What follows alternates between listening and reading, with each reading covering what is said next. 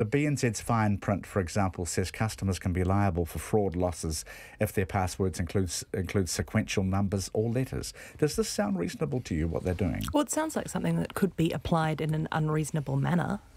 And I also think it's a bit disingenuous of banks to say, after you have been defrauded, that they believe your password was not strong enough when they were involved in you getting that password. And could have reminded you. I believe they could have told us at the time that they found that password to be... Do you agree with that? Yeah, and when I go in and create passwords, now you'll see the software say, well, this isn't strong enough, get stronger, or they'll even suggest this incredibly bizarre password, and you're like, well, I'm never going to remember that, and if I write it down, that's just as bad, right? Yes. So I think, both sides have to be more careful. Obviously, technology is improving for both sides of people, criminals and people in the real world. So you do have to constantly change, and you have to be a little bit creative about it, but also you have to remember it as well. So it's a balance, isn't it? Yeah, a difficult one. Dr. David Tripe, Professor of Massey's School of Economics and Finance, joining us. David, good afternoon. Good afternoon, Jim. So banks, it seems, can further change these protocols, David. Should we know exactly where we stand here? I'm not sure we do. Yeah, I think that the news story is a little bit of a beat-up in some respects. It's my reading of things and my understanding about what happens in putting the code together was that it was not expected that this should be open slather for the banks to then go around denying all and every claim that was presented to them. Yes. What they really want to do is obviously, and I would expect that they will accept claims that can reasonably be regarded as good faith. What they want to do is they don't want to be committed to reimbursing the extremely lazy, the incompetent, the idle, and the people who are the stupid. Do they include those people, though, who have an old version of Windows or whose antivirus software isn't up to date? Because potentially that could include those people, I suppose. Yeah, it could.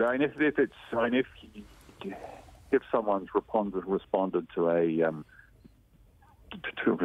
phishing email and given away all their passwords on that basis, that may be able to be established as that may be identified as the failure to take good care.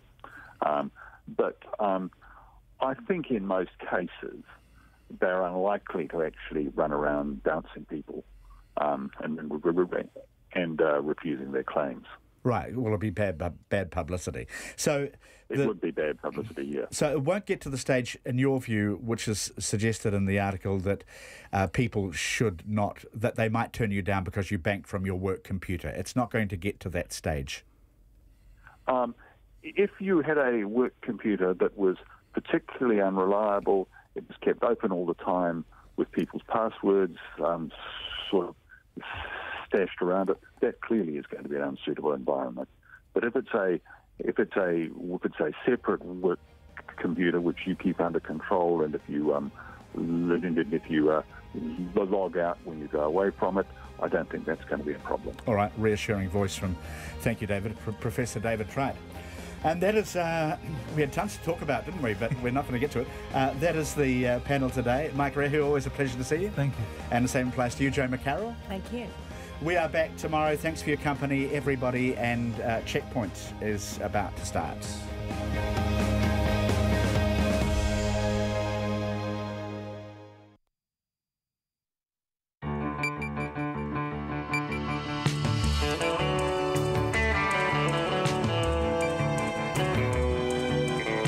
Tō maira I hoa mai he kōrero kei te haere he kaupapa kei te karawhiua. Welcome to Checkpoint. Thank you for being with us tonight. The bus that crashed on Mount Ruapehu and its certificate of fitness history, plus broken seats, nothing to hold on to, and passengers seriously worried about safety inside another shuttle bus on Ruapehu on the same day. Are owner-operator courier drivers signed to one company who wear their uniform and can't drive for anyone else truly independent? Tonight, Checkpoint can reveal this is to be tested in court, and the case could be a major precedent for thousands of drivers in similar positions. Also tonight, we can reveal the Ministry of Social Development will not appeal a High Court judgment that earlier this month revealed bank loans and credit card debt are not income. All that and more coming up.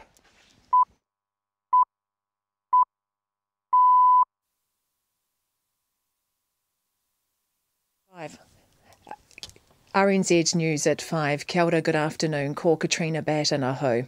The bus that crashed on the Turoa ski field road on Saturday, killing a young girl, had previously failed its certificate of fitness 9 times. The shuttle, carrying 31 passengers, rolled and crashed coming down the Oakuni mountain road from Turoa ski field. Katie Scotcher reports. All Mitsubishi Fuso buses, like the one involved in the crash, have been removed from the mountain until the investigation is complete. Stephen Hatch, an automotive diesel mechanic, says it's common for heavy vehicles to fail inspections. Mr Hatch says often vehicles can fail due to smaller faults, as inspectors are quite pedantic when assessing passenger vehicles. Ruapehu Alpine Lifts CEO Ross Copeland has declined to comment. Ko Katie Scotcher tēnei. A South Waikato man who killed his longtime partner and then dumped her in a lake has been found guilty of murder. 46-year-old Corey Jeffries had been on trial at the High Court in Hamilton and the jury returned its verdict this morning. Andrew McRae reports. We'll come back to that audio. The police still don't know who forced an elderly man to withdraw cash from money machines in Hastings on Saturday. The 87-year-old man was asked for directions by a middle-aged woman outside Countdown supermarket in Hastings just before 4 o'clock on Saturday afternoon. A young man then pushed him into the back seat of his own car. Detective Sarah Williams says the two offenders then drove him to the Mahora shops and around Hastings before leaving him back near Countdown. She says they want to hear from anyone who saw the victim's white car during the 30-minute attack or the faded black vehicle in which the offenders fled. The elderly man is understandably quite shocked and very sore after this ordeal. Now, this is a shameful assault on one of our elderly citizens in broad daylight in a public place, and I'm sure that the public would like this matter resolved quickly. Ms Williams says the victim is being supported by family, friends and victim support. We'll go back to that story from South Waikato. A man who killed his longtime partner and then dumped her in a lake has been found guilty of murder. 46-year-old Corey Jeffries has been on trial at the High Court in Hamilton and the jury returned its verdict this morning. Andrew McRae reports. Jeffries killed his partner of 26 years, 42-year-old Kim Richmond, in July 2016 and her body was recovered 10 months later. Throughout that time, he kept up the pretense that she had driven off and deserted him and their 3 children. Police recovered her vehicle with her body inside from Lake Arapuni in June last year. The jury went out on Friday and spent 6 hours deliberating before breaking for the weekend. They returned this morning and it took only half an hour to reach a verdict. Jeffries didn't react as the decision was read out. Members of Ms Richmond's family quietly showed their satisfaction at the verdict after early being warned by the judge not to make any outbursts.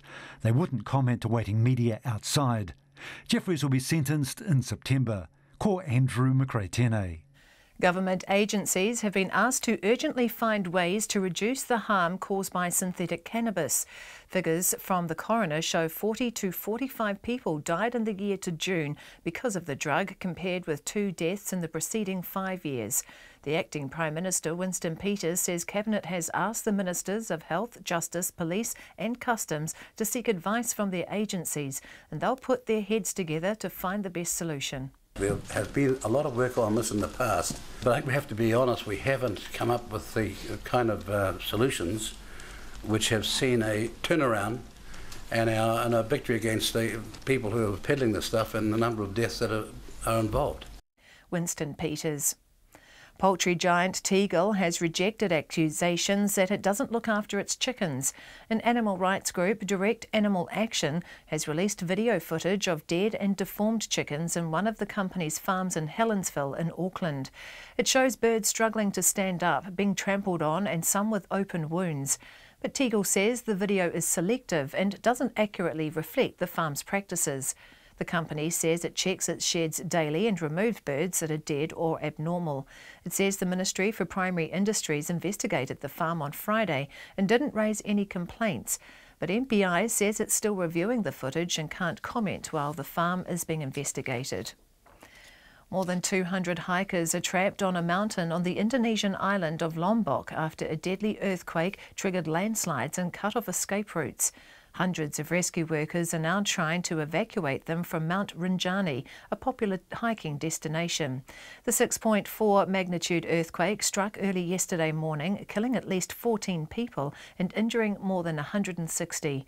Thousands of homes have been damaged and hundreds have been left homeless, with large aftershocks also rocking Lombok and the neighbouring Bali Island. It's 5 minutes past 5.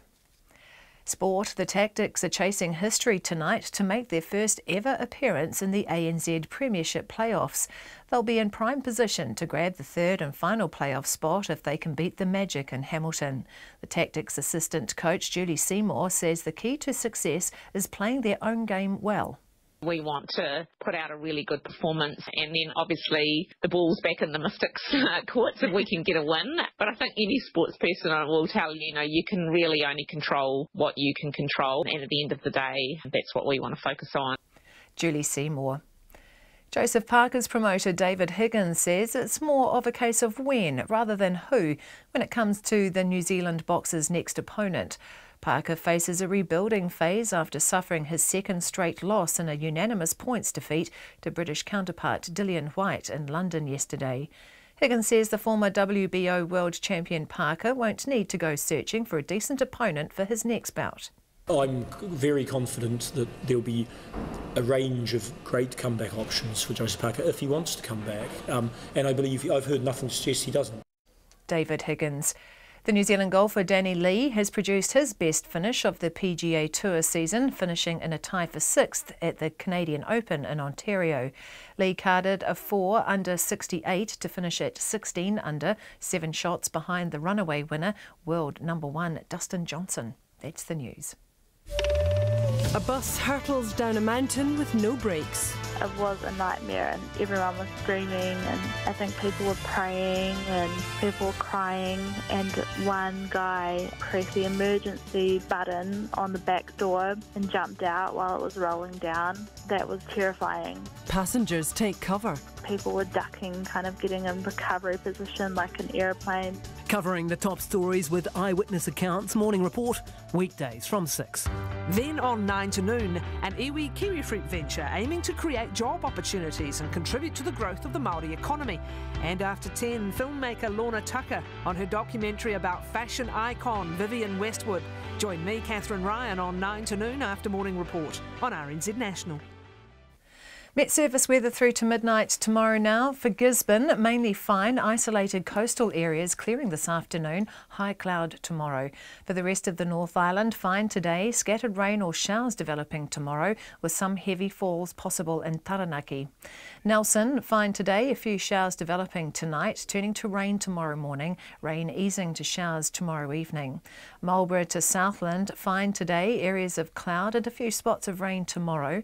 Bulletu Fiordland, cloud increasing this afternoon and isolated showers developing this evening and rain overnight. Some heavy falls and possible thunderstorms tomorrow, easing in the evening. The Chatham Islands, showers clearing this evening, fine breaks increasing and fine weather tomorrow. It's 5:08 and you're listening to Checkpoint. Thanks very much indeed, Katrina. A fairly major development coming up on the case of the owner-operator courier drivers.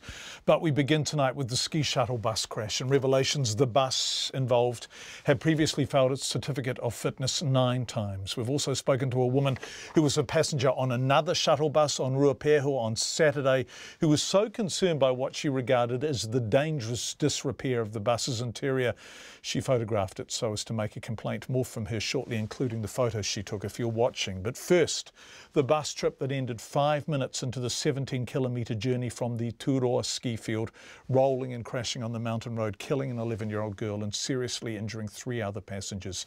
Katie Scotcher reports. In 2004, the Mitsubishi Fuso bus was imported to New Zealand from Japan, and over the past 14 years it has failed its certificate of fitness 9 times. Different to a warrant of fitness, the certificate is a regular check for heavy vehicles to ensure it meets required safety standards. The inspection covers many aspects, including brake condition and operation. The 24-year-old bus passed its most recent inspection at the end of May. Ross Copeland, the CEO of Ruapehu Alpine Lifts, declined to comment, but in a statement said, Our thoughts are with the passengers and families involved in the crash, as well as our driver. The crash is under investigation by the police, and we will not be making any further comment at this stage. Stephen Hatch, an automotive diesel mechanic, has been working with buses and trucks since 1977. He says it isn't uncommon for a vehicle to fail its inspection, as inspectors are often very pedantic. Stephen told me he has worked with many Mitsubishi Fusos in his time, and most are fitted with hydraulic brakes. He says it would be very unusual if this accident was caused by a total loss of brakes. If it's got a hydraulic system in it, it usually separates the front and rear brakes as far as brake fluid, so that it always has a safety part of it. You know, it's not like if you lose the front, you would lose all of them. You would still have one or the other. Passengers on board the bus have described the moment things started to go wrong. They say there was a loud honking noise and the sound of air whooshing whenever the driver put his foot on the brakes. Stephen Hatch offers a possible explanation. The audible alarm or a beeping or whatever could be things like it could be low on brake fluid. It could be low on the air part, because they are, even though they're a hydraulic brake system, they are air assisted. But if it run out of air, like I said to you at the beginning, I don't believe they actually run out of brakes. They would still have the hydraulic part. It was back to business as usual at the Turoa ski field today. Joel Dwyer and his daughter caught a replacement shuttle, but boarded the vehicles with some reservations. We just got on and went up, and the weather looked good, and we wanted to have a snowboard and ski. Yeah, just everyone was quiet, nothing out of the ordinary, just everyone was pretty quiet, to be honest, yeah. Ken Summerhouse, who drives a bus to and from the Turoa ski field for a private company, says the crash was also on his mind today. Yeah, I'm comfortable with driving the big buses on the mountain because we've got a good safety record, but you still think about it, yeah, it can happen to anybody. We're taking it very quietly, which we normally do anyway, but today we've been a little bit more conscious of the passenger, really, I guess. It is believed the girl who died was 11 years old. The police say due to the nature of her injuries, they are yet to formally identify her. Mō te hōtako te ahi, ko Katie Scott tēnei. Sophie Leather was a passenger on another bus, understood to be operated by RAL on Saturday, travelling between National Park and Whakapapa, that's on the other side of the mountain. Sophie bought her ticket from a kiosk at National Park Village, which only sells tickets for RAL shuttle services. The $6 return ticket left National Park at 9:15am and returned at 1:15pm. She was so shocked by the inside of the bus that she took photos of it to make a complaint. As you can see in the photos, some of the chairs are actually held together with like wire, it appears to be, or strings. And that's not even all of the chairs in the photo. Like the not included in the photo, the chair in front of me was fully broken, not held up by any wires, and I was trying to hold that up with my feet.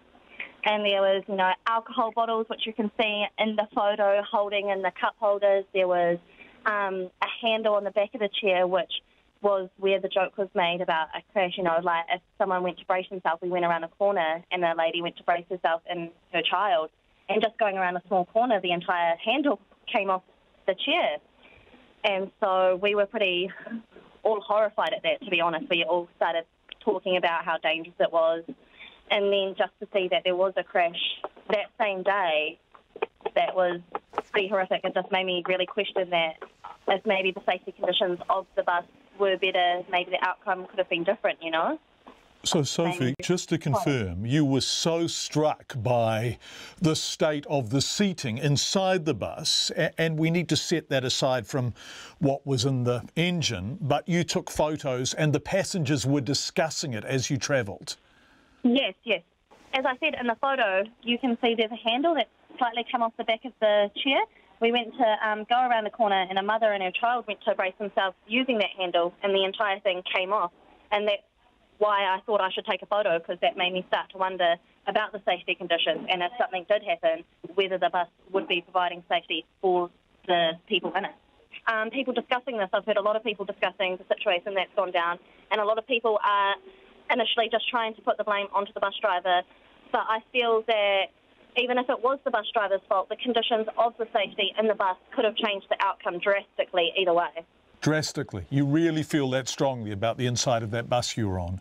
I really do. Like, I really, really do. If, for instance, if you were in a bus where would you try to brace yourself if you and, say, your child were in that bus and it crashed? You would want to, maybe brace your child under you and hold onto that handle so you weren't perhaps moving around the bus. And in this bus, that's what shook me, because a mother and her child went to brace themselves and the handle came off. So I kind of thought, wow, and we all started discussing what would happen if there was a crash. And now, looking back on it, I feel really bad. Sophie Leather, Checkpoint contacted RAL about the state of that bus, asking why the vehicle is on the road. RAL CEO Ross Copeland and Chairperson Murray Gribben have both refused to give an interview, but Mr Copeland told us by email he's looking into the situation. If we hear any more on that, we will update you, of course. It's 5:15. Thank you for being with us. Checkpoint can tonight reveal First Union is to take legal action in a case designed to get an employment court judgment that could set a significant precedent for owner-operated courier drivers and people in similar employment situations. For the past 2.5 weeks, Checkpoint has highlighted the position of these drivers who buy their own vehicles and sometimes even uniforms, do not receive sick pay or paid annual leave, and in some cases earn less than the minimum wage after expenses. That's possible under law because they're not employees, they're independent contractors. But last week we reported a growing body of legal opinion that their position does not conform with the definition of independent under employment law, particularly when the company they're contracted to won't allow them to drive for anyone else. And now this is going to be tested in court. So we've begun proceedings to file to the employment court to determine the employment status of a bunch of courier drivers. And we believe with the new precedents being set that we'll be successful with being able to get that determination. Jared Abbott from First Union. Now, if that action is successful, and if the case is sufficiently representative to have value as a precedent, it has the potential to completely redefine the relationship between independent contractors and their employers, and potentially thousands of cases. Checkpoint has been looking at the situation of courier drivers, but I would say courier drivers is actually a small portion of it. If you look at a lot of the trucking industry, truck drivers, companies like Main Freight, people see Main Freight trucks everywhere. They're New Zealand's largest transport firm. Main Freight do not employ truck drivers. All of those people that you see are actually employed on these owner-driver contracts. Jared Abbott. Last week, Checkpoint spoke to Graham Colgan, the former Chief Judge of the Employment Court, who'd heard some of our coverage. He told us the test that is now applied is under Section 6 of the Employment Relations Act 2000, and the test is to find out what is the real nature of the relationship between the parties. And real nature seems to be the key phrase. Indeed, the Employment Court judgment in a recent case between two contract workers and LSG Sky Chefs New Zealand said verbatim, "We turn to examine the real nature of the relationship between the plaintiffs and LSG." In other words, it's not what the contract says so much as what the reality of working life is. A person may be called an independent contractor, but the label is meaningless as far as the law is concerned. The law is concerned with substance rather than form. Graham Colgan speaking to Checkpoint last week. Now, this is all new and hasn't fully been tested in a New Zealand court. But the precedent that has commonly been cited to claim contractors aren't employees, a case called T&T Worldwide Express versus Cunningham, dating from 1993, was taken under the Employment Contracts Act. And the more recent Employment Relations Act applies the real nature test Graham Colgan discussed before. Not so much what the contract says, First Union will argue, but what the working reality is. We're very confident that we can win it, but the reality is, even if we can't win the case, we don't believe that what's happening should continue. But what we're going to do now is a little bit different, where we're actually going to try and overturn that case law that was set in T&T Cunningham and actually show that these people may actually well be employees. One of the measures will be whether so-called independent contractors have sufficient independence to use the vans or trucks they've bought to drive for anyone else. When we spoke to Mark Baker from New Zealand Post, we asked him, can they work independently for other companies? The terms and conditions that the partners are under does say that if they're providing courier services, that can be for New Zealand Post only. So they can only work for you? If they're providing courier services, they can only work for New Zealand Post. A test will be, does that make them contractors with meaningful independence, or does that make the true nature of their relationship something closer to employee? But Kim Campbell from the Employers and Manufacturers Association says, these people are not forced into this. Nobody puts them there at gunpoint. They made a choice to run their own business. If they don't like it, they should sell it, get out and do something else. The thing is, the advantage of being an independent person is you ought to be able to do what you want to do when you do it. If you can't do that, then you probably haven't got the benefits of being in business for yourself. And in a way, that will be the judgment. Are people who signed up for independence getting it? The union will argue they're not. They're employees. Well, on behalf of employers, the EMA argues individual contractors are effectively small businesses, and every business has its strengths and weaknesses. But if in the end it is an unsatisfactory business relationship, it's a very simple answer: get out of it. Go and do something else. And that kind of argument prevailed in 1993 in TNT versus Cunningham, where the appeal court effectively asserted the preeminence of the contract between the parties. Kim Campbell believes that precedent stands. It's been defined in law. It's like a case. There's nothing new about this. And frankly, if you're running a business and you're supposed to be an independent contractor and there isn't enough money for you to make any money out of it, and you haven't got the freedom to do that you would do if you had a business of your own, my advice is get out of it and go and find one that does. The marketplace, that's how it works. Kim Campbell. But Graham Colgan says the measure is now less what's written than what's done. His assessment is that new employment law, including the true nature test we've talked about, and new case precedents both here and in the UK, may have swung the pendulum. So the combination of those changes to the statute and case law since the Cunningham case really recasts the ground so that it is likely that Cunningham and TNT would at least be very seriously reconsidered, if not overturned, in my view.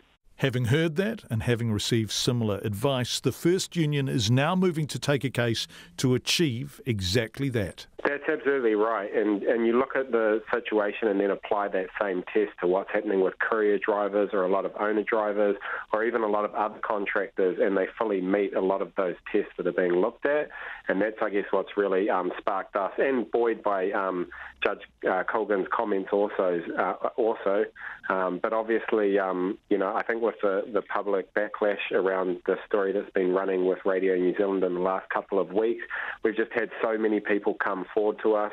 We've seen so many of these contracts and really looked at it and said, there's a lot of good cases here that we could run. So we're pretty confident that we could win one.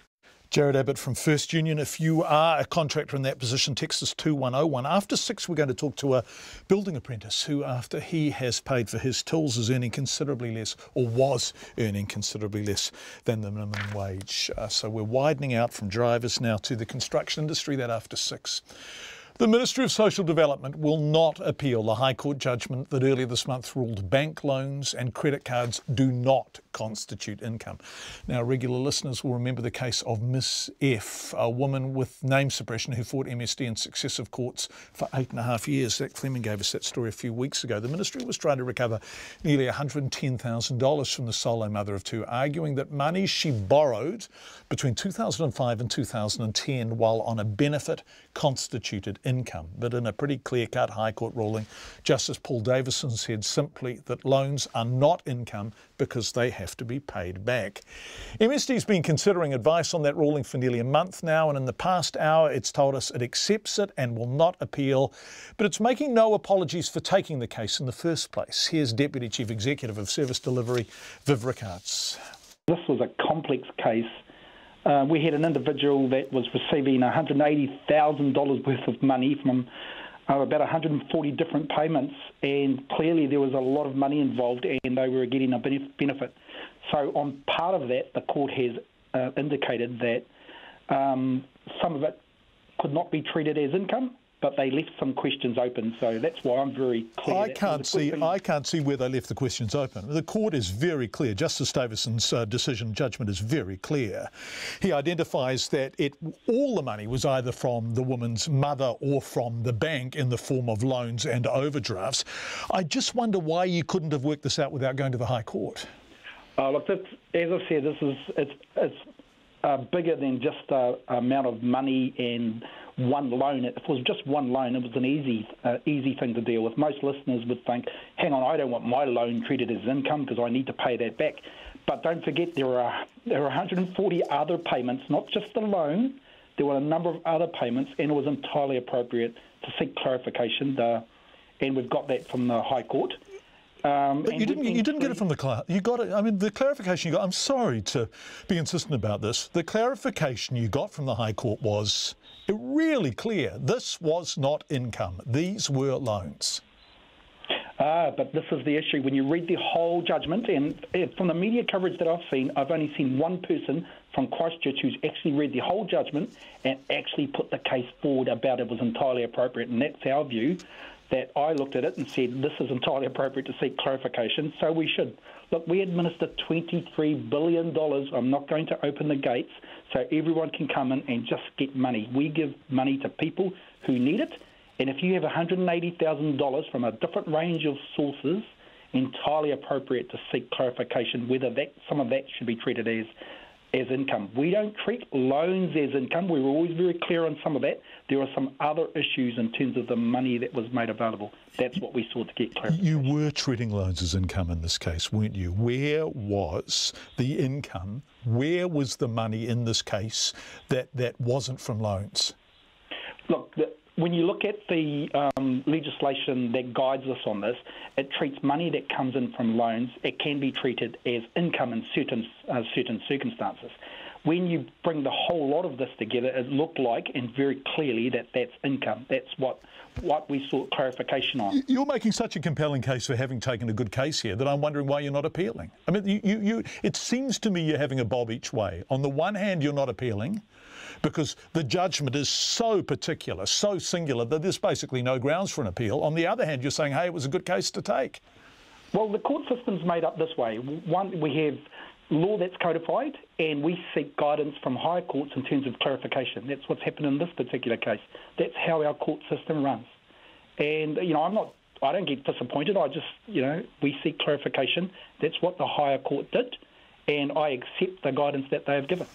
What does this mean as a precedent then? Where does this leave you should you see something similar to this again? Well, generally we don't treat loans as income, right? So that's number one. We've looked at the number of cases that we have. We only have a small number, 4 or 5 cases that may be in a similar vein, so the numbers are very small. Out of the 28,000 people we engage with every day, we've only got around 4 or 5 cases that we're dealing with, so it's a very small number that we're going to have to deal with. Third point, I'll make it very clear, we're generally not treated as income, so I'm relaxed in terms of the ongoing concerns, and our staff are aware very clearly in terms of the judgment and the decision not to go further on it. And, our job is not to interpret the law, that's for others. We've allowed that to happen. Now we'll just get on and do work, looking after our clients and trying to make them independent. Absolutely. You say you've only got 4 or 5 cases. They're current cases, aren't they? Historically, you've had a lot more than that. Oh, we would have had some cases in the past, but we've got 4 or 5 on the go at the moment. We encourage clients that want to engage to come and see us around this, but looking at the way we've interpreted it, it's been made in good faith. That's the law that we were following, but now we've got clarification from the High Court. That's one of the reasons I've got a balance here. On one part, I want to make sure that we're administering this $23 billion properly, and that only the people that are entitled to the money get it. And I think that's reasonable. Number 2, I want to make sure that the people who are entitled to it do get what they deserve, and we treat them appropriately, and that's what we're trying to do. Viv Rickard speaking on behalf of MSD, but the lawyer who took Ms F's case, Frances Joy-Child QC, told our reporter Zach Fleming that she doesn't agree with MSD that it needed to take the case. She says MSD should look back and remedy similar historical cases where it has treated loans as income. If they thought that Ms F was doing anything unlawfully, of course they need to protect the welfare, the integrity of the welfare system. And the way you protect the integrity of the welfare system is by prosecuting people for fraud. It is not by going to court and arguing a definition of income that means the loans that she had were counted as income. That is a nonsense. It's a civil jurisdiction. If you want to protect the integrity of the Act, you do it through the criminal jurisdiction. And what the MSD were arguing in court was that for every person, a loan was to be counted as income. They weren't saying we want one little exception just for Miss F. The case was argued for everyone. And I would also say that there would be a large number of people who will have continuing overpayments to MSD because people can't live on the level of the benefit. It's so low. It's not livable. People have to borrow. And so as soon as you borrow and you have more than the benefit, you're considered to have an overpayment. So that's all it was. It sounds like some terrible thing, but that's all that was happening, was that Ms F was borrowing, and because she owned a house and had structural problems, she had to borrow significant amounts of money at times to get things fixed. But every single dollar could be traced back. MSD say that there are 4 or 5 current cases that are going to be affected by this, but they won't be looking back at historical cases where loans could have been treated as income. Do you think that they should be doing that? Well, there is such an enormous amount of irregularity, inconsistency in the way debts are established with MSD. I have said for a long time that every debt should be reviewed by someone completely independent from MSD, because I think there are a large number of debts that people are repaying that are actually unlawful, that MSD's got no legal rights to take that money, and because of the system, it's just impossible for such vulnerable people to challenge the system and to be accountable. Frances Joychild, QC, talking to our reporter, Zach Fleming.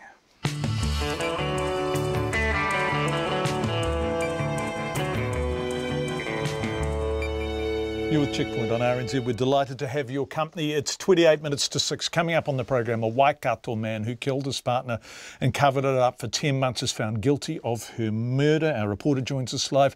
The Prime Minister, Jacinda Ardern, will return to work from midnight on Wednesday when Winston Peters heads overseas. That's earlier than she previously indicated. And an animal rights group called for Tegel to be prosecuted over the treatment of chickens at one of its farms. We'd love your feedback. You can text us on 2101 on anything we're covering tonight. Email checkpoint@radionz.co.nz. And don't forget, of course, we are on Twitter and Facebook. But with the time at whatever it is, here is Katrina Batten with the headlines. The bus which crashed on Oakune Mountain Road on Saturday, killing a young girl and seriously injuring 3 other passengers, had earlier failed its certificate of fitness 9 times. The bus was carrying 31 passengers when it rolled, coming down from the Turoa ski field. All the other Mitsubishi Fuso buses are no longer operating on the mountain while the investigation is underway. Waikato man Corey Jeffries has been found guilty of killing his partner and dumping her body in a lake 2 years ago. A jury in the High Court in Hamilton this morning found the 46-year-old guilty of murder of Kim Richmond. The 42-year-old's body was found in Lake Arapuni in June last year, 10 months after she went missing. During that time, Jeffries maintained the fiction that his partner had deserted him and their 3 children. The SPCA says it's unacceptable that there are chickens suffering at a Tegel factory in Helensville. Direct Animal Action has released video footage showing birds with opened wounds struggling to stand and being trampled on. Tegel is rejecting claims that it mistreats its chickens, saying the video is selective. The company says it checks its sheds every day and removes dead or abnormal birds. But an SPCA spokesperson says it's highly unlikely the sheds have been checked daily, considering the state the chickens are in. Government agencies have been asked to urgently find ways to reduce the harm caused by synthetic cannabis. The coroner says between 40 and 45 people died in the year to June because of the drug, compared to 2 deaths in all of the preceding 5 years. The Acting Prime Minister, Winston Peters, says Cabinet has asked the Ministers of Health, Justice, Police and Customs to come up with the best solution. More than 200 hikers are stranded on a mountain on the Indonesian island of Lombok after a deadly earthquake triggered landslides and cut off escape routes. Hundreds of rescue workers are now trying to evacuate them from Mount Rinjani. The 6.4 magnitude earthquake, which struck early yesterday morning, killed at least 14 people and left hundreds homeless. Those are the headlines. I'm back at 6 o'clock. Thank you very much indeed, Katrina. Let's turn to business news now with Madison Reedy, who's on the other side of me in the Auckland studio. Hi, Madison. The Future of Work Forum is about to get underway. Will this result in anything interesting, or is it just a bit of a chat? Who was it that had a bit of a chat? Peter Cook and Dudley Moore. You wouldn't even know who they were, would you? No. I do not. Right, so I'm just showing my appalling I know age who's in there. this one, though. Right. What is the Future of Work Forum and what are they trying to achieve? The Future of Work is basically what it says as it sounds. It was created by Grant Robertson. So when the Labour Party was in opposition, Grant Robertson, the now Finance Minister, he put together a commission that he chaired, and that was a Future of Work commission to deal with the likes of issues like worker displacement with artificial intelligence and technology booms and all that type of thing. And now now that they're in government, they have put forward this Future of Work Forum. So that was announced in May. They absolutely say that it will result in something. Policy is the outcome.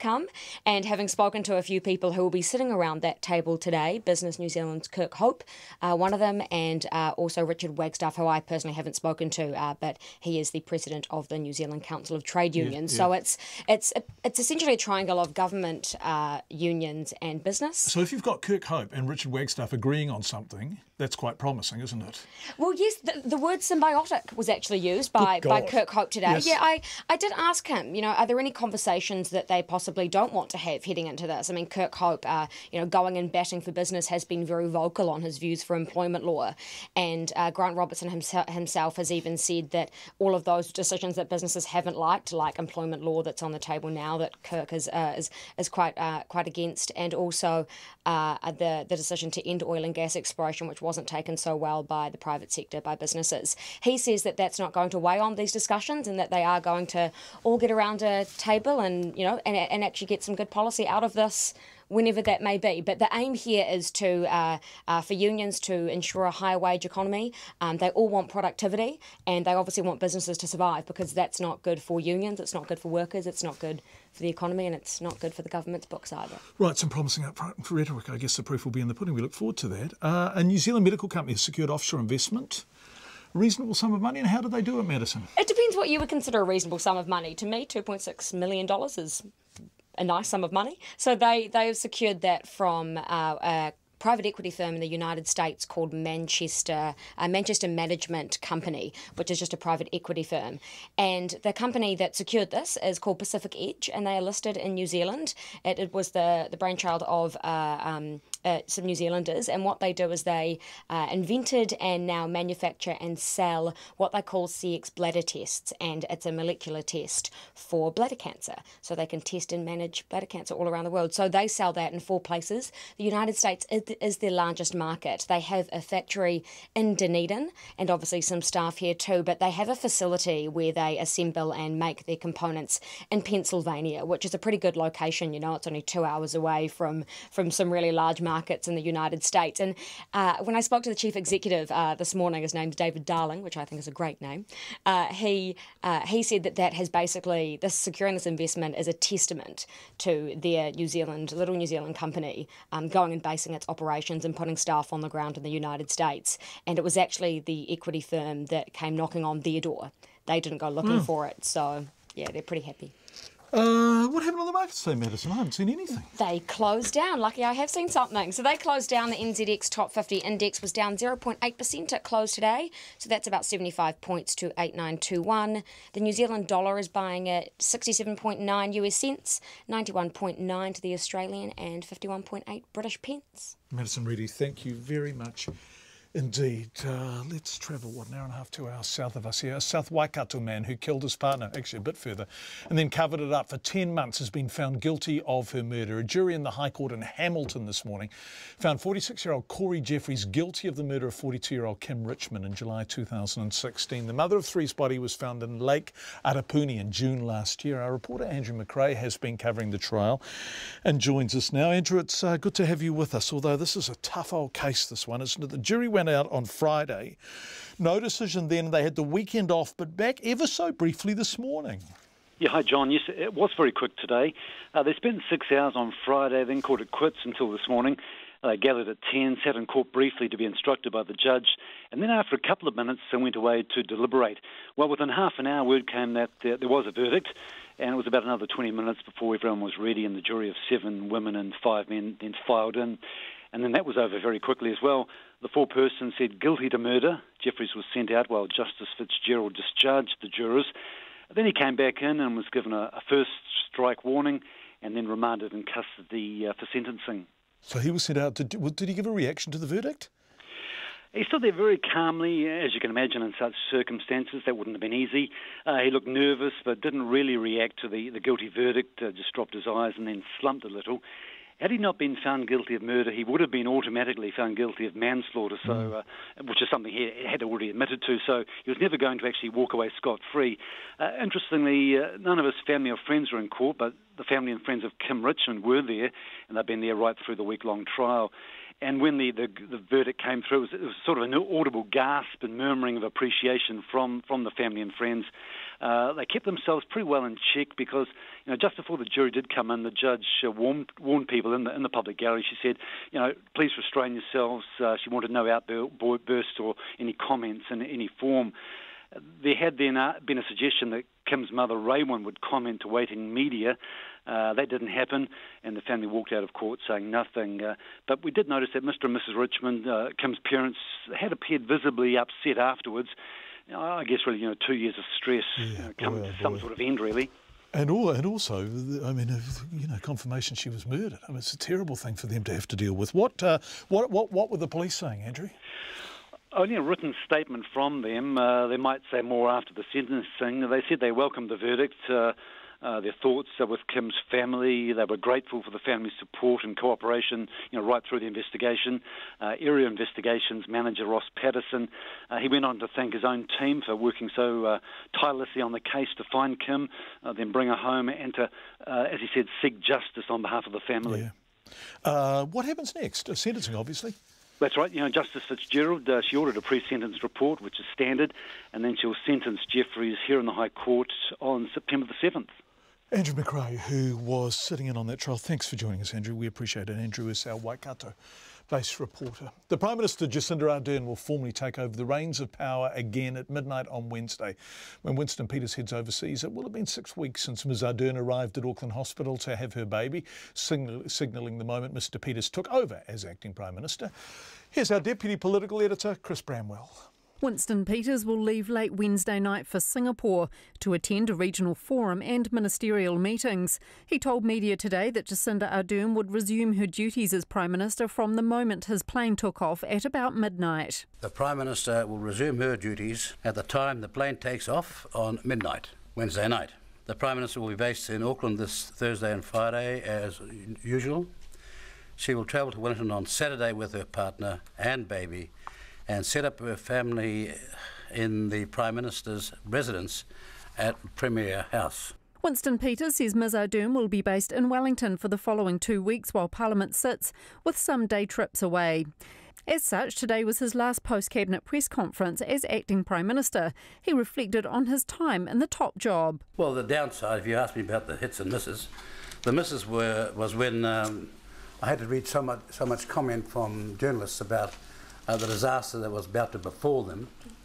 And I suppose the hits are the things, for example, like the nurses' strike, which I believe we've made a lot of progress on, and all the other items which we've announced, and not the least of which, of course, is the first tranche of the Reserve Bank legislation changes, which are coming, which is a serious and huge issue for this country.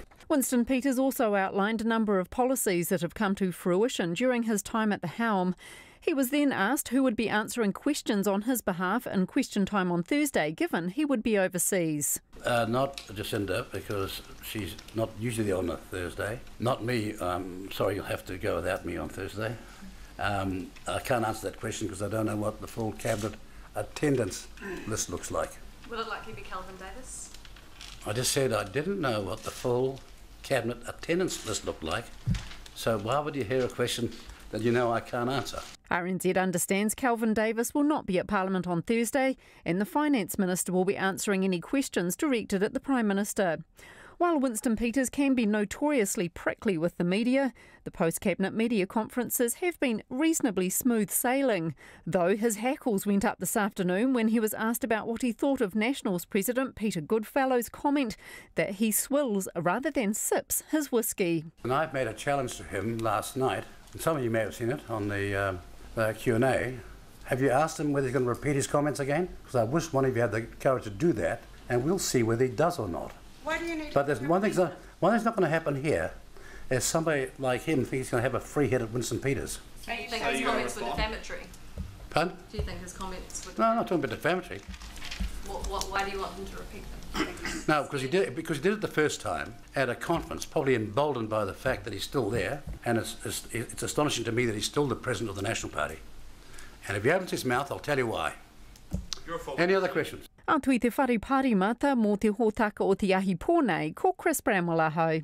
5:45, an animal rights group is calling for Tegel to be prosecuted over the treatment of its chickens at one of its farms.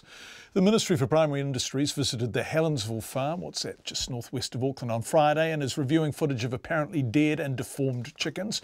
But Tegel says the footage is selective and doesn't paint a true picture of the farm. Eva Corlett filed this report, and just a warning if you're watching that some of the footage may be distressing. In the footage, tens of thousands of chickens gleam under the bright lights of fluorescent bulbs. They scramble to peck from the yellow plastic feeders that run the length of the shed as long as a football field. The next shots are gruesome. A chicken on its back struggling to get itself up, its wings raw, splayed and trampled on. A decomposing bird at the foot of a feeder, chicks with lame legs and festering beaks.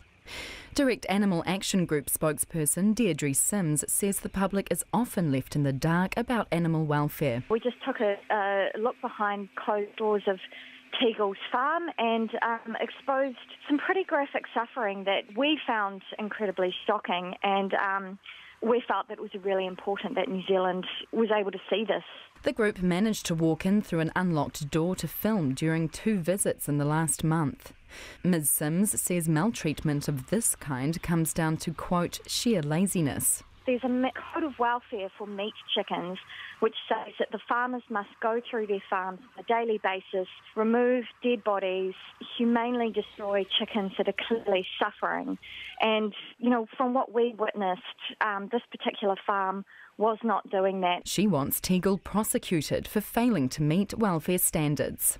Chickens with large open wounds, putrid, rotting dead bodies, chickens laying on their back, unable to access food and water. So from our point of view, if MPI don't prosecute over that, we will be disappointed. Ms Sims says this is a black mark against Tegel's application for a mega farm in Northland. Last week, the company suspended its application to raise 9 million chickens a year on land south of Dargaville, saying it wished to address local government concerns. The local community has widely opposed the development of the farm. Tegel rejects the accusation that it doesn't look after its birds.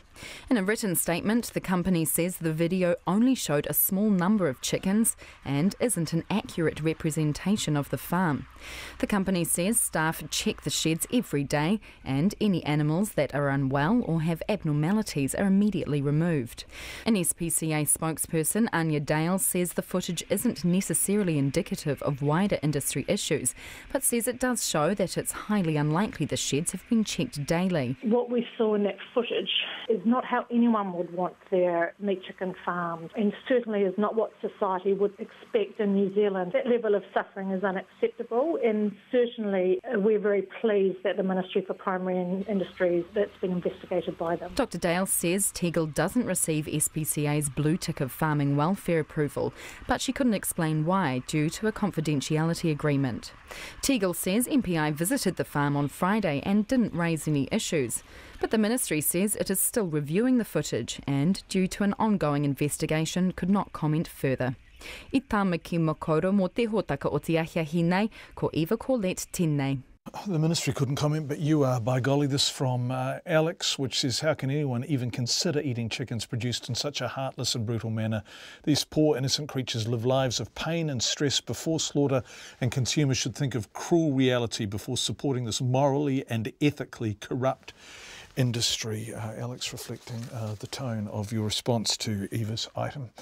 More than 100 aftershocks have been felt on the Indonesian island of Lombok following yesterday's earthquake. The 6.4 magnitude quake, which was only 4 kilometres deep, has killed at least 14 people and injured more than 160. This report from the BBC. Right side. A scenic morning trek ending in panic. A mountain guide who was leading a trek on Indonesia's Mount Rinjani, a site popular with tourists, captured the moment the earthquake struck. The footage shows the group of climbers trying to get down the mountain as quickly as possible as clouds of dust rise from nearby landslides.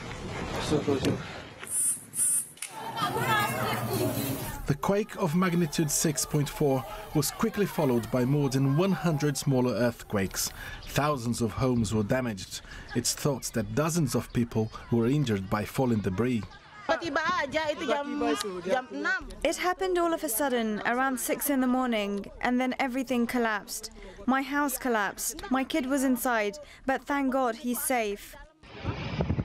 The epicenter of the earthquake struck 50 kilometers northeast of the city of Mataram in the north of the island. Indonesia is prone to earthquakes. It lies on what's called the Ring of Fire, the line of quakes and volcanic eruptions that circle virtually the entire Pacific Rim. The region is on constant alert for tremors that might trigger tsunamis. This time, no alert was issued. The country's disaster agency says the main focus now is evacuation and rescue.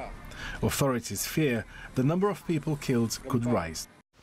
That report from the BBC. We're still getting an enormous amount of feedback from people who are so-called independent contractors or who are writing about them.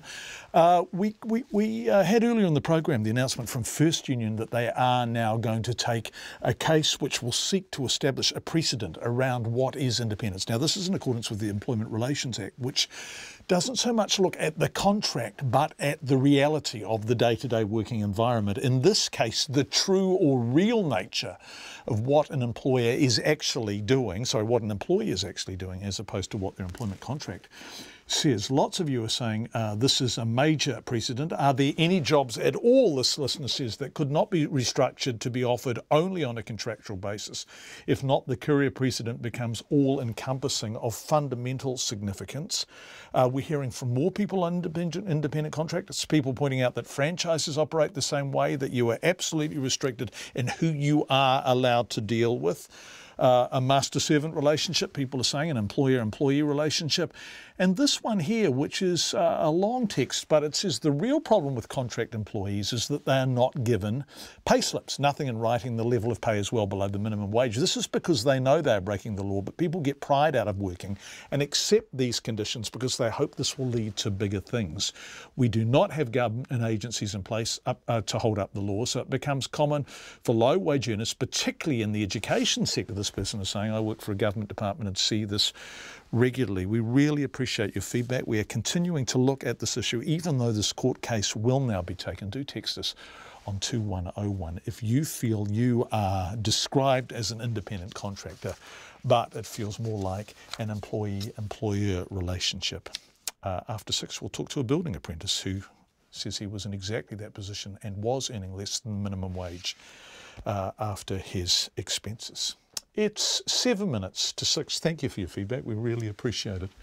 At least 6 people are now known to have died in a wildfire which has destroyed hundreds of homes in Northern California. 7 people are still missing, according to the authorities in the city of Redding. The blaze is one of around 130 large wildfires currently burning in the United States and Canada, North America, in other words. More than 10,000 firefighters have been deployed in California alone. This report from the BBC's James Cook. Even by the wild standards of rural California, this fire is exceptional. Driven by gale force winds, the blaze was so intense it created tornadoes of flame, uprooting trees and hurling cars aside. That's a home, I believe, some kind of structure completely on fire right there. Oh my goodness. Nearly 40,000 people were forced to flee. Oh my gosh. There's fire everywhere on both sides of the roads. There's houses coming down, houses that were already down. Hundreds of homes have been destroyed, including some built during the gold rush of the 19th century. 2 firefighters were killed, and Ed Bledsoe was searching for his family. I want God to help me out, help me get them. I just can't see how I can go without them. Somebody has to know where they're at. The news was not good. 2 children and their great-grandmother have now been found dead. Across the US and Canada, 130 major wildfires are now burning, from Alaska to Texas. Oregon has been particularly hard hit. In California, more than 9,000 firefighters are battling 7 big blazes. One has closed Yosemite National Park, a damaging blow to tourism. Ever since, we've had the drought issue for years now in California, the wildfire aspect has intensified over the years, so we've experienced more and more damaging wildfires, more fires that ignite rapidly. It's like throwing gas in these type of fires. Scientists say human activity, natural weather patterns and man-made climate change are to blame. And the immediate forecast is worrying too. More hot, dry, dangerous weather is on the way. James Cook reporting for the BBC, 4.5 minutes to 6. Boy, oh boy, people pretty upset about those pictures of the chickens. Pamela says those poor helpless creatures. Unfortunately, this sort of treatment of farmed animals is not news to some of us, but people still choose to look the other way and eat chicken. How many people will still eat chicken after seeing that footage? Too many. It's a good example of why I gave up eating meat 27 years ago. And Andrew Dacres, I think, probably responding to the fact that Tegel was saying these aren't representative pictures, says pictures don't tell lies. Appalling treatment of animals. Where is MPI? Thank you for your feedback. You can text us 2101 or email checkpoint@radionz.co.nz. The cost of issuing some parking tickets in Auckland is about to drastically decrease. That's the cost. But Auckland Transport won't be reducing its fines. Later this year, Auckland Transport will start trialling cars with licence plate recognition cameras on board, similar to the technology police use to issue some tickets, meaning one warden will be able to do the work of many. But it says it needs to keep fines the same as a deterrent. Here's Zach Fleming with more. As Auckland expands, so do parking restrictions and the need for more wardens to enforce them. But that's about to change. Basically, that camera records a plate and a time and location of a vehicle. One parking warden will soon be able to do the work of as many as 20, Auckland Transport's parking design manager Scott Ebbett says, thanks to cars with licence plate recognition cameras. It's used all over the world, yeah, it's quite big in Europe, Australia. The technology we bought is from Australia, so it's used in Brisbane, Sydney, Melbourne. And that's probably going to save on staff costs, right? Yeah, that's the idea, yep. That's the main reason for doing it? Yeah, because we're rolling out residential parking zones all around the CBD, and to enforce all of those on foot, you would need 20 parking officers. But the cost of parking fines won't decrease, despite the savings on staff costs. Auckland Transport says fines haven't increased in 2 decades, and they also need to act as a deterrent.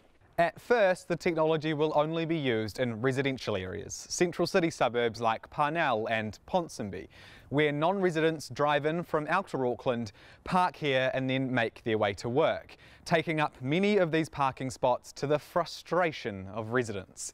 But then the technology will also likely be expanded to police pay and display parking too. And it'll likely, eventually, add parking wardens to the list of jobs killed thanks to technology. Auckland Transport says there's no plan to make any wardens redundant, just hire less. We're just going to do a more efficient job with the same number of staff. Parking wardens aren't allowed to speak to media, so we unfortunately couldn't ask them what they think. The licence plate recognition cards are expected to be in use by the end of the year. For Checkpoint, Zach Fleming. We're getting a lot of feedback now on MSD. The feedback moves around like a thing that moves around from one subject to another. This is MSD and our loans incomes. form of income if you're a beneficiary. This person says, I previously had a student loan considered as income by MSD. We'll give you a call. Thank you very much. This person's saying, tell that well-paid man, Viv Rickard, I presume you're talking about, that his wages will stop and he will get a loan each week since he thinks it's income. This person says, if borrowing as income is providing loans negative income, and can I have my tax reduced accordingly? Lots of people are responding to that. But someone's saying if she knows someone to lend her 180k, then she does not need my tax. That's from Greg. Thank you for your feedback. We really appreciate it. Do text us 2101. We are hearing again from a lot of independent contractors. A couple of you we are going to give a call after the program or tomorrow morning. If you ask us to call you about your situation, we will, and you are able to provide your contact details in confidence. We will never give them out, and if you don't want us to identify you, of course we won't. Thank you for texting in and emailing, and we really appreciate your company. You are a thoroughly engaged and stimulating audience. And now, as a special award, the Pips.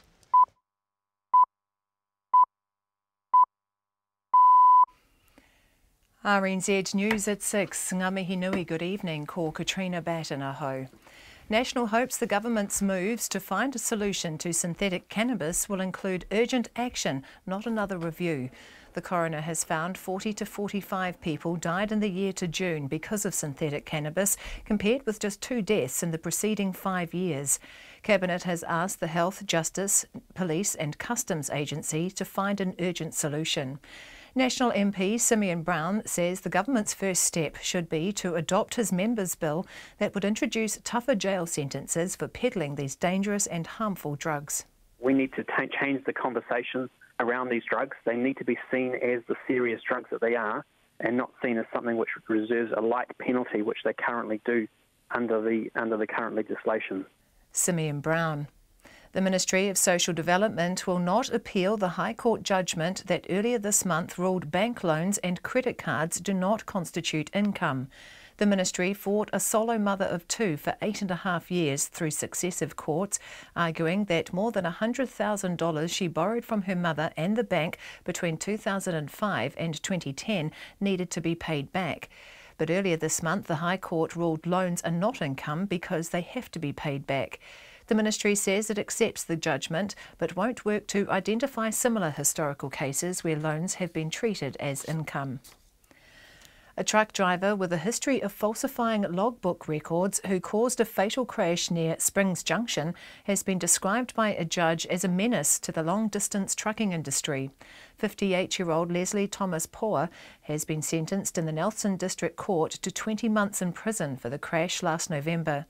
32-year-old Devilla Renee Koroi of Motueka was killed when Poa's truck pulled out to pass a camper van. Ms Koroi was with bank colleagues in a van heading to Hamner from Nelson for the weekend. The van driver and several passengers were seriously injured after their vehicle collided with the truck and was pushed 30 metres down the road. Poa had admitted aggravated careless use of a vehicle causing death and injury. He also admitted falsifying statements in a logbook, exceeding more than 13 hours in a workday and failing to have more than 10 hours continued rest. The serial rapist Malcolm Rewa is likely to find out in the next month if he'll have to stand trial for murder for the 3rd time. Today, his lawyer, Paul Chambers, asked Chief High Court Judge Justice Venning to halt the prosecution against his client for the murder of Susan Burdett. Edward Gay reports. Miss Burdett was found raped and bludgeoned to death in her South Auckland home in 1992. Rewa is currently serving preventive detention with a minimum non-parole period of 22 years for rape and other offending against women. 2 juries were unable to reach verdicts on whether Rewa also murdered Miss Burdett. Mr Chambers described the widespread media coverage of his client's case as cancerous and said Rewa would not be able to get a fair trial. The Crown Prosecutor Gareth Kay said John Barlow had stood trial 3 times for the murders of businessmen Jean and Eugene Thomas. Mr Kay said the jurors were told to ignore previous publicity and concentrate on the evidence given in court. Justice Venning has reserved his decision, but said he hoped to have it ready by the end of next month. I Tamaki Makoto, ko Edward Gay aho. The Union Air 2 has accused the plastic container manufacturer Sistema of being a sweatshop. A spokesperson, Neville Donaldson, says workers at the company's Auckland factory are paid a minimum wage and are required to work 60 hours a week. He says the union have been in talks with Sistema, but says it's unwilling to improve their conditions. They just simply say that our request for conditions equivalent to the rest of the industry, from their perspective, is an additional cost to their business, and they are therefore not agreeing to it. They have no concerns about the fact that they're the worst employer in the plastics industry and offer the worst conditions of any employer that we're aware of. Neville Donaldson. More than 300 workers have signed a petition seeking better conditions. Sistema's chief executive, Drew Muirhead, rebuts the claims, calling them half-truths and inaccurate. Hundreds of hikers are trapped on the Indonesian island of Lombok after a deadly earthquake triggered landslides and cut off escape routes. The 6.4 magnitude earthquake struck near Mount Rinjani early yesterday morning, killing at least 14 people and injuring more than 160. The BBC's Rebecca Henschke reports from Lombok. An operation to get the remaining hikers off the mountain is underway, involving hundreds of personnel from the military and the police. Dramatic footage filmed by guides at the summit when the earthquake struck shows huge landslides around the crater lake. Amongst the group waiting to be rescued is the body of a young Indonesian hiker who was killed by falling rocks. A spokesperson for the National Disaster Agency says the other climbers are in good health. The BBC's Rebecca Henschke in Lombok. It's 6:05. To sport, the mainland Tactics will be fighting for a final spot when they meet the Waikato Bay of Plenty Magic in the final round of the ANZ Premiership tonight. The Tactics have never qualified for a finals and currently sit in fourth, needing a strong win to leapfrog the Northern Mystics to become a top 3 contender for next week's semi-final eliminator against the Southern Steel. Tactics assistant coach and former Silver Fern Julie Seymour says after their win over the Pulse last week, they know they have what it takes to make history. Beating the Pulse was a big boost to our confidence, just knowing that we could foot it with the best teams. And I think what was really important was just the consistency we showed across all the 4 quarters. So it was really pleasing against the Pulse that we just, didn't take the foot off the accelerator. They'd have little runs, but we were able to withstand that and then, keep inching ahead. Julie Seymour. The New Zealand golfer Danny Lee has produced his best finish of the PGA Tour season, finishing in a tie for 6th at the Canadian Open in Ontario. Lee finished 7 shots behind the winner, world number 1 Dustin Johnson. And the New Zealand women's hockey team has a tough assignment if they're to reach the quarterfinals of the World Cup in London. The Black Sticks face world number 3 Argentina in a crossover game tomorrow morning. Coach Mark Hager says they're confident about every game they go into. He says they've prepared well and will play their own game. That's the news. Tonight on Nights, Peter Lamp chews over the business end of the Super Rugby season. John Thornbury celebrates the spiritual side of Ariana Tikau. There's a window on the word of China's attempts to woo young Taiwanese back into the fold. And Modalyn Courteau presents a brief introduction to mariachi music. But you are looking forward to the gig tonight. Definitely, 100%. It's going to be amazing. It's a beautiful place in there. I've never been into Galatos, but it's lovely. Well, it gets all very dark and seedy. Oh, really? What seedy experiences have you had at Galatos? 1 or 2. Right, okay. That's Lately with Karen Hay, 10 p.m. weeknights on RNZ National. Net service weather through to midnight tomorrow for Gisborne. Mainly fine, isolated coastal showers clearing this afternoon. High cloud tomorrow. And for the rest of the North Island, fine today, scattered rain or showers developing tomorrow with some heavy falls possible in Taranaki. Nelson, fine today, a few showers developing tonight, turning to rain tomorrow morning. Rain easing to showers tomorrow evening. Marlborough to Southland, fine today, areas of cloud and a few spots of rain tomorrow. Bulla to Fiordland, cloud increasing this afternoon and isolated showers developing this evening and rain overnight. Some heavy falls and possible thunderstorms tomorrow, easing in the evening. And for the Chatham Islands, showers clearing this evening, fine breaks increasing and fine weather tomorrow. It's 6:08 and you're listening to Checkpoint. Thank you very much indeed, Katrina Batten, and thank you everyone for being with us. This is a fascinating case, this one. The Crown says if hate preacher Abu Hamza can get a fair trial, then so can serial rapist Malcolm Rewa. Rewa's case was back at the High Court in Auckland today, where his lawyer argued that extensive media coverage of his client and his case has contaminated the jury pool. Paul Chambers argued Rewa's third trial for the murder of Susan Burdett should be stopped from going ahead, but the Crown has pointed to overseas examples and cases closer to home where jurors have been told to only consider the evidence before them, despite widespread publicity. Our excellent court reporter Edward Gay has been following the case and is sitting beside me. Now, hi Eddie, nice to have you in the studio. The Crown cited some big trials. What did they draw out? Well, the Crown prosecutor, Gareth Case, he pointed to this case of Abu Hamza. He's the radical, one-eyed Egyptian cleric who gave these fiery sermons in London. And, he was jailed for soliciting murder and racial hatred, but Mr. Case... And Mr. Case pointed out he got a fair trial. He also pointed closer to home the case of John Barlow, who faced 3 trials. Jean and Eugene? Jean and Eugene Yeah, Thomas, that's yeah. right. And he faced 3 trials for the murders of those businessmen. And again, Mr. Case said that the courts had found that juries could ignore the publicity, could ignore this widespread publicity, repeated news stories about trials and still reach a verdict based on the evidence given in court. And this will be Rewa's third trial as well for murder, for the murder of Miss Burdett, who she was found raped and bludgeoned to death in her South Auckland home back in '92.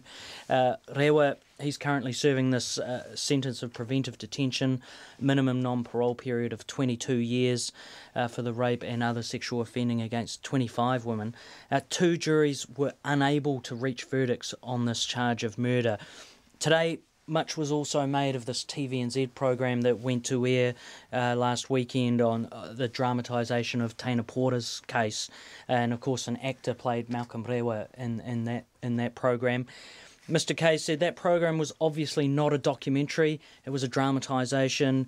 The makers had used artistic licence. Everyone who saw it would know that. It was obviously not a documentary. He said he'd also been told by TVNZ that they were going to bring this program down 6 months before the trial. It would no longer be available online. So he said it definitely had limited scope. So that's what the Crown is saying. Malcolm Rewa's lawyer is saying there is so much coverage, the jury pool is so contaminated by all of this that his client still can't get a fair trial. That's the argument they're running. Yeah, Paul Chambers actually described the media coverage as cancerous, and he said there was this widespread coverage of the Privy Council's finding in terms of Tana Porter that quashed Tana Porter's convictions, you'll recall. Also the widespread coverage of Mr. Porter's bid for compensation as well. And added on top of that, a review of the police's handling of the investigation of Rewa, that's for the rapes. He said jurors will have a conscious or a subconscious bias towards his client. He said it had gone beyond the point where a judge could merely say to a jury, that standard warning they give them about only paying attention to what they hear in the courtroom, ignoring everything else. Mr. Chambers said it had gone beyond that point. He said that the TVNZ program had reached an audience of 240,000 people and more had watched it online. Justice Fenning, he's the Chief High Court Judge, he's reserved his decision. But he said he hoped to have that decision ready by the end of next month, end of August, when Rewa's case is back in court, just for an administrative hearing, but it'll be back in court at that point. So we're potentially going to have a decision on this within a month or so? Within the month, wow. Yeah, that's right. And of course the trial, that's not set to go ahead until February next year. There could be more pre-trial arguments before then, though. Thanks, Eddie. We really appreciate it, and we look forward to you covering the decision when it happens. Edward Gay, who does a brilliant job of covering the courts for us. Not always easy work either here in Auckland. Earlier in the program, we revealed First Union is to take legal action in a case designed to get an employment court judgment that could set a significant precedent for owner-operated courier drivers and people in similar employment situations. We've been covering this a lot for the past 2.5 weeks. Checkpoint has highlighted the position of these drivers who buy their own vehicles and sometimes even uniforms, do not receive sick pay or paid annual leave, and in some cases earn less than the minimum wage after expenses. Now, that's possible possible under law because they're not employees, they're independent contractors. That's what all of this is about. Case law is particular, of course, and what makes owner-drivers so distinct as a precedent is the costs of setting up their businesses, vans, trucks, signage, uniforms and so on. But they're by no means unique, as you keep telling us, by text in particular, 2101. And amongst the many listeners to contact us was Edward Brockway, an apprentice builder from Nelson. Edward's now working for a fantastic contractor. He wanted to stress that. But when he first began, he was on the minimum wage and he had significant setup costs. He told us working so hard and earning so little is putting many apprentices off building at a time when builders are desperately needed. I had to provide my own transport. I had to get myself to work, and I had to provide all my own tools. So, yeah, like basically all the general tools. Some of the bigger tools, like some bigger power tools, like the company had those which they provided. And I also had to provide things like knife blades and new blades for my saws, things like that. So you were buying all of this from the minimum wage? Yeah, that's right. Edward, did you get sick pay? No sick pay or holiday pay. So no annual leave at all? No. And I also had to pay my own ACC, which is about $1,100 each year. And so what did you work out you were actually earning, really earning, after all of these expenses? Well, I haven't worked out what it would be with those expenses, but I did work out that without holiday pay and ACC, it was about $2.20 an hour worse off. So even before costs, tools, blades and other equipment, you were already earning $2 an hour less than the minimum hourly rate. If you were an employee, of course, that would be illegal. But as an independent contractor, that's just how it is. How do you feel about that? It's not just me, but I'm probably not going to stick with building. I know a lot of people who aren't. And I think this is one of the reasons why people don't stick with building. And I know that's the same for a lot of people I've known through the Polytech. So what are you going to do instead? I was looking at either joining the police force or perhaps training to be a paramedic.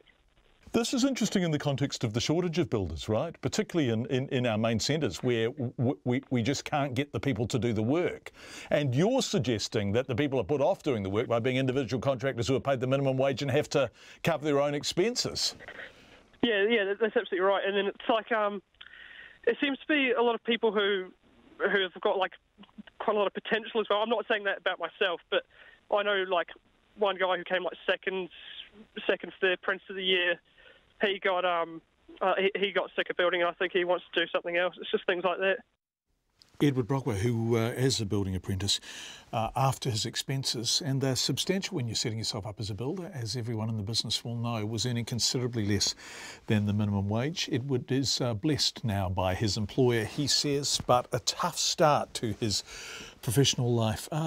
Zach Fleming's piece on parking waters and the policing using a recognition technology mounted to the front of a car contained the comment that parking waters can't talk to media. A couple of you have texted in about that, asking why not. It's a hell of a good question. We're fascinated by how often we go to talk to people about their jobs. We're not asking them to dob their employers in or spill any secrets that violate the Privacy Act or do anything underhand or mean or inappropriate. We're just asking to talk to them about their jobs, and they tell us they can't. And you know what?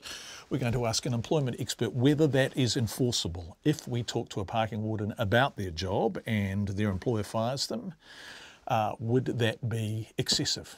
So that's a hell of a good question. Thank you for raising it. Someone saying, I live at Muriwai Beach and I'm horrified every morning when the chicken trucks from the Tegel farm in Helensville pass me on the motorway. The chickens are crammed into open crates and piled high on the truck. Feathers are flying. You can see they are terrified in there with no cover. It's a terrible end to a terrible life. Shameful. That's one witness. Actually, we'll ask Tegel if we can go and see inside that factory, if they think the facility is adequate and they think it's appropriate to treat chickens in that fashion, then I'm absolutely certain they'll let us. 18 minutes past 6. Thank you for your feedback. We're getting a lot of it tonight. This about synthetics. Oh, for God's sake, just legalise weed. If people could grow a plant or two, who would bother with synthetic cannabis? I think quite a few of you feel that way. Zimbabwe's former president, Robert Mugabe, who was ousted in November, says he will not vote for his successor, Emmerson Mnangagwa, in elections underway today. In a surprise news conference on the eve of the poll, Mr Mugabe told reporters he could no longer support ZANU-PF, the party he founded. He said he was sacked as part of a military coup and had left office in order to avoid conflict. Mr Mugabe has hardly been seen or heard from since his hurried removal from the presidency last November.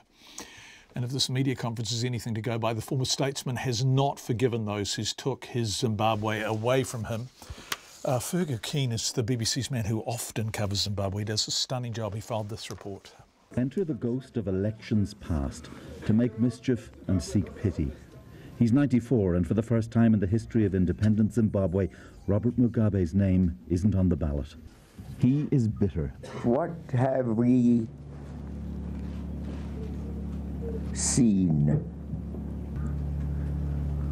I was sacked from the party I founded. For days there had been rumours that Grace and Robert Mugabe would declare support for the opposition leader Nelson Chamisa as an act of revenge against President Mnangagwa. Fergal Keane, BBC News. Would you prefer to see the opposition win tomorrow rather than see E.D. Mnangagwa return to power? I can't vote for the party or those in power that have brought me into this state. I can't vote for them. So what is there? I think it's just Chamisa. So the press conference has ended with an endorsement of sorts for Nelson Chamisa. But will that help or hinder him in a country with such a long memory of brutality under the Mugabes? It might explain his cautious response to the endorsement. Mr. Mugabe's wishes are his wishes. They have to be respected. But as for me, I am going to accept any voter with open hands and an open heart. The violence of the past has haunted this election. Down here in rural Matabeleland, any alliance with Robert Mugabe is potentially toxic for the opposition. These are the mass graves of some of the thousands killed when Mugabe unleashed terror soon after independence. Sinikiwe Nkube's father disappeared during the terror. I just wish we could find the remains of those who were killed so that we can bury them respectfully. But everything else is in the past now. Nothing that happens now will bring them back. Tonight in Harare, President Mnangagwa seized on Mugabe's intervention, ignoring as ever his own role in past violence. The choice is clear. You either vote for Mugabe under the guise of Chamisa, or you vote for a new Zimbabwe under my leadership and the ZANU-PF. Today, Robert Mugabe's limousine seemed to be bogged down in the grounds of his grand mansion, where he and his wife Grace seethe in their enforced retirement. The fallen despot hungry to justify himself. He's out of power, but his malign legacy looms over this election. That's the BBC's Fergal Keane. It's been dubbed a new cloak for Christchurch's Port Hills. An ambitious plan to replant millions of trees on the fire-ravaged Port Hills kicked off today. Last year's fire ripped through nearly 2,000 hectares of trees and farmland, undoing years of hard toil put in by tree-planting volunteers. Dan Dalgetty reports. When you look around at the Port Hills, there are large gaps where trees used to stand. Only stumps now remain, a vivid reminder of the damage caused by the Port Hills fires. The Te Tapuwai Orako Trust is trying to change that by replanting 10 million trees over the next 20 to 30 years. They made a start today, planting 40 cabbage trees at the Christchurch Adventure Park. The Trust chair, Philip Duval, says they're setting their sights high. We're not only just focusing on the Adventure Park, we've got plans right through the Port Hills. I mean, the Port Hills are a huge tract of land, so that's where the 10 million trees comes from. And in fact, 10 million trees may be a fraction of what's required over time. Port Hills MP Ruth Dyson says people became interested in restoring the Port Hills to its former glory after seeing the devastation. She says a silver lining to the whole episode is the possibility there may end up being more native trees on the hills than before the fires. The Port Hills are still pretty bare. I mean, we lost a lot of trees during the fires, of course, from around the park, so that's a huge amount of trees lost, but they weren't native trees. So what we're going to be planting here and over the Port Hills is a restoration of the original Port Hills vision. Christchurch Adventure Park owner Anne Newman says the area is slowly starting to regenerate. It's incredible, even in the course of a year, the amount of trees that have come back, the natural growth that's come back has been great. But to be able to give it a bit of a helping hand, put some native plants back in, is the best thing that we can do for longevity of the Port Hills and the forest itself. Students from local schools were on hand to help out with what many considered to be the city's playground. Ben Ellis is one of those who was hard at work. I really want to see the mountain bike park covered with trees again. It would definitely add to the experience. It was definitely more getting away from the city. It felt like you were in nature, really embedded in nature. The trees don't come cheap though. Philip Duval says the Trust is trying to raise funds from every available avenue. Well, I'd like to think we could plant 10 million, but it does depend on funding. We have to buy the trees or we have to propagate the trees, and that's not an easy task. I'm hopeful, I'm optimistic, and I'm very positive about the potential to achieve our goals. Those wanting to lend a hand restoring the Port Hills will have a chance next month, with 500 more trees ready and waiting to be planted. In Christchurch for Checkpoint, Dan Dalgetty. The World Health Organization has recommended that specific services be developed for people diagnosed with dementia at a younger age as they face unique challenges. However, a study by Otago and Victoria University researchers in 2014 and 15 found New Zealand lacked age-appropriate services for the roughly 9% of people diagnosed with dementia before the age of 65. Study participants with younger onset dementia complained services were designed for frail older people and did not meet their needs. But a newly formed group in Wellington hopes to change all of that. The Younger Onset Dementia Australasian Trust, or YODAT, offers day programs twice a week for those with early dementia diagnosis and is hoping to eventually expand beyond the capital. Anne-Marie May joined YODAT at its midwinter Christmas gathering.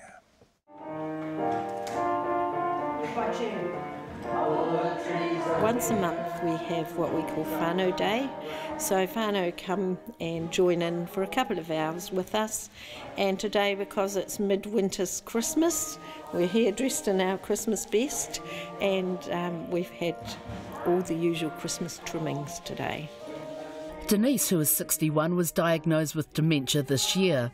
She says she does not go to places she once would have, but YODAT gatherings are different. They all understand, of course, and also the camaraderie, and it's a fantastic place in what they do. Denise's partner Max says for him it's important to know she is in a safe place where she's having fun. Because she hasn't got out that much and stuff like that, so they interact as a group, they interact quite a lot, and Denise has sort of missed a lot of that. Lizzie's dementia was diagnosed 6 years ago when she was just 55. She and her husband Alec attended some other sessions about dementia, but say the best part of the YODAT gatherings is the laughter. Well done. Well done. Well done. This is very much a social fun thing here, and that was an education thing, which I think Lizzie gets more benefit from something that makes her laugh, definitely. Yeah, she is. Colin Kirk, a legend in Wellington photography circles, and his wife Elaine are at today's YODAT gathering at the Innermost Gardens in Mount Victoria. He says it's great to mix with others who are also living with younger onset dementia. I find it very, very good, yeah. I go to different types, different ones, but yeah, and it's good to see people because I don't have a job now because I'm retired. So yeah, and for me it's really good. I really enjoy it. Elaine Kirk is still working full-time and is pleased her husband has a place to go instead of staying home alone. It's stimulating, it's with people at the right level. There's a lot of things for Alzheimer's and people like that when they're far more advanced, but it's really great to have something that's at the earlier stages. One of YODAT's organisers, Yvonne Browning, became involved after her husband Fred was diagnosed with dementia at an early age. She says the group aims to keep participants active and involved with other people. Providing that social kind of contact, providing some structure for their days, somewhere to come, somewhere that's good. Very often at this age group, their spouse is out working, so they're at home on their own during the day, so there's no sort of contact outside of that. So, that's kind of what we're trying to provide. The Chief Executive of Dementia Wellington, Anne Schumacher, says Yodat provides another option for people with dementia to live well in the community, and meeting those of a similar age is particularly important. For many younger people with dementia, they may still be working, they may have financial pressures, so they may have a mortgage, so there's a lot of pressure and a lot of anxiety to address those pressures like that, financial pressures, and also they may have young children still at school, and they'd be worried about what it means for their children. Alzheimer's New Zealand says there's a need for more and better services for sufferers across the board, regardless of their age. It says the blueprint for dementia care in New Zealand already exists, but it now needs to be fully implemented, and quickly. In Wellington for Checkpoint, Anne-Marie May. Just before we go tonight, a very sad statement in from Police in Whanganui. Area Commander Inspector Sue O'Neill has released the name of the person who died in a bus crash on Ohakuni Mountain Road on Saturday. She was 11-year-old Hannah Teresa Francis from Auckland. Hannah Teresa Francis. Police extend their sympathies to Hannah's family and friends at this very difficult time, and I'm sure we all do. Sad note to end Checkpoint on tonight. Thank you for being with us. We'll be back tomorrow at 5. RNZ News headlines at 6:30. Government agencies have been asked to urgently find ways to reduce the harm caused by synthetic cannabis. National says it hopes it won't just lead to another review. The Social Development Ministry will not appeal a High Court judgment which ruled bank loans and credit cards are not income because they have to be paid back. A truck driver described by a judge as a menace to the trucking industry has been sentenced to 20 months jail over a fatal crash near Springs Junction last year. The union Air2 has accused the plastic container manufacturer Sistema of being a sweatshop. And Jacinda Ardern will formally resume her duties as Prime Minister at midnight on Wednesday when Winston Peters goes overseas. Our next news and weather is at 7. If you think RNZ has breached formal standards either on air or in our online content, you have the right to make a formal complaint. This must be made